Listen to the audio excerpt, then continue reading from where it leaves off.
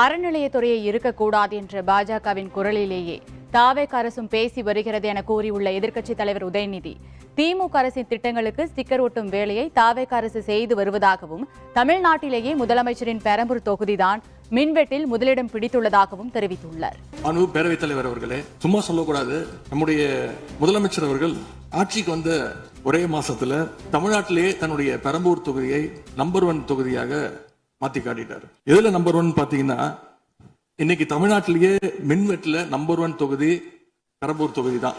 அதாவது எங்களுடைய திராவிட மாடல் ஆட்சியில நாங்க எடுத்த நடவடிக்கையால ஏதாவது நல்லது நடந்தா உடனே அதுக்கு ஸ்டிக்கர் ஒட்டிடுறாங்க.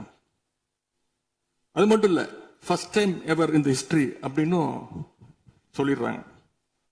அப்படி சொன்ன சில ஃபேக் நியூஸ், தவறான தகவல்களை நான் குறிப்பிட விரும்புறேன். அரசு பள்ளியில் வழங்கப்படுகின்ற ஸ்கூல் பேக்ல முதலமைச்சரோட புகைப்படம் இல்லாம இப்பதான் முதல்ல வழங்குறோம் அப்படின்னு, ஃபர்ஸ்ட் டைம் இந்த ஹிஸ்டரி அப்படின்னு ஒரு டேக் போட்டு ஃபேக் நியூஸை தொடர்ந்து பரப்பிட்டு இருக்கிறாங்க.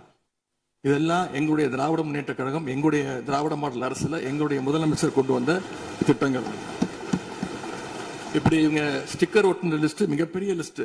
அறநிலையத்துறையின் அசையும் மற்றும் அசையா சொத்துக்களின் வருவாய் அதன் புனிதமான நோக்கத்திற்கு மட்டுமே பயன்படுத்தப்படும் அப்படின்னு ஆளுநர் உரையில இடம்பெற்றிருக்கு. இந்த கருத்தை பார்க்கும் பொழுது அறநிலையத்துறையே இருக்கக்கூடாது அப்படின்னு சொல்ற பாஜகவுடைய குரலாகத்தான் தாவேக அரசும் சொல்லுதா அப்படிங்கிற சந்தேகம் எங்களுக்கு வருது. பாஜகவும் வலதுசாரிகளும் சொல்றது இதுதான்.